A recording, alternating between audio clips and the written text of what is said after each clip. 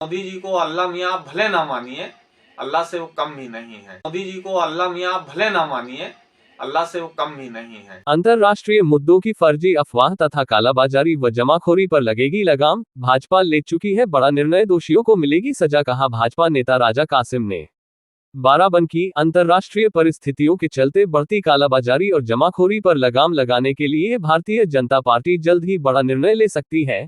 ये बात उत्तर प्रदेश उर्दू अकादमी के पूर्व सदस्य एवं जनपद बाराबंकी के वरिष्ठ भाजपा नेता राजा कासिम ने अपने बयान में कही। उन्होंने कहा कि संकट के समय कुछ लोग आपदा में अवसर तलाशकर आवश्यक वस्तुओं की कालाबाजारी करते हैं, जिससे आम जनता को भारी परेशानियों का सामना करना पड़ता है। ऐसे लोगों के खिलाफ सख्त कार्रवाई जरूरी है। राजा कासिम ने प्रधानमंत्री नरेंद्र मोदी के संभावित कड़े फैसलों का समर्थन करते हुए कहा कि सरकार ऐसे तत्वों को उचित राह पर लाने के लिए प्रतिबद्ध है और आम जनता के हितों की रक्षा सर्वोच्च प्राथमिकता है। सुनिए क्या बता रहे हैं राजा कासिम। अल्पसंख्यक समाज से आने वाले बाराबंकी के वरिष्ठ भाजपा नेता राजा कासिम जी इस समय हमारे सामने मौजूद हैं और सोशल मीडिया पर इन दिनों गैस की लंबी कतार और तरह तरह की खबरें प्रसारित की जा रही हैं लोगों के द्वारा। तो ये भ्रामक है कि वास्तविकता है कि लोगों को गैस नहीं मिल रही। इस पर अपना क्या विचार रखना चाहेंगे आप? देखिए, इतनी बड़ी हमारे देश में महामारी आई कोरोना जी।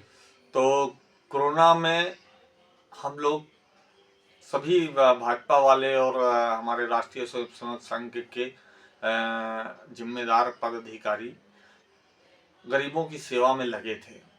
राशन बांटना, गरीबों के लिए रसोई चलाना, तमाम कार्य में लगे हुए थे। तो इन लोगों ने उस समय भी खाना लिया, राशन लिया और अपने कमरों में भर दिया, उनको गरीबों तक नहीं पहुंचने दिया। बाद में वो जब सड़ने लगा तो उसको फेंका गया, जिससे पता चला कि ये कांग्रेसी जो हैं वो ये सब कर रहे थे। इन्हीं ने प्रवासियों के लिए जो सुविधा देने के लिए कहा था, गाड़ियां भेजी थी, वो भी फर्जी गाड़ियां थीं। सब आपके सामने आया है। तो उसी तरह इन लोगों ने देखा कि ईरान और इजराइल और अमेरिका में युद्ध चल रहा है, तो गैस की कमी और तेल की कमी हो जाएगी। इनकी पूरी कांग्रेस की मशीन जो थी वो गैस को के सिलेंडर को मतलब इकट्ठा करने में लग गई, और जिसका कारण हुआ कि थोड़ी बहुत जनता को परेशानी हुई। इनके कई नेताओं के यहाँ से हजार हजार सिलेंडर, 2-2 हजार सिलेंडर सब यहाँ से निकले हैं, और सभी, ये मोदी जी की सरकार है, सभी कोई बचेगा नहीं, सभी पर कालाबाजारी का मुकदमा चलेगा। तो ये हमेशा कभी भी कांग्रेसी जो हैं या इनके गठबंधन वाले हैं, देश के ऊपर कोई भी आपदा आई है, ये देश के साथ नहीं खड़े हुए हैं। ये सिर्फ अपना चुनाव बनाने के लिए, मोदी जी को बदनाम करने के लिए लगे रहे। आप देखिए, मेरे मुसलमान भाइयों से मैं इतना बात कहना चाहता हूँ कि आप नमाज पढ़ करके दुआ मांगते हो कि हम जो है हमारा घर बन जावे और हमारी बिटिया की शादी हो जावे, निरंतर नमाज पढ़ते हो और काम भी करते रहते हो। लेकिन मोदी जी जब से आए हैं तो आपकी लड़की की शादी भी हो रही है और आपके लिए इलाज का भी पैसा मुकम्मल मिल रहा है, आपको पेंशन भी मिल रही है, राशन भी मिल रहा है। सारी सुविधाएं मोदी सरकार ने देना मतलब दी हैं हिंदुस्तान की जनता को।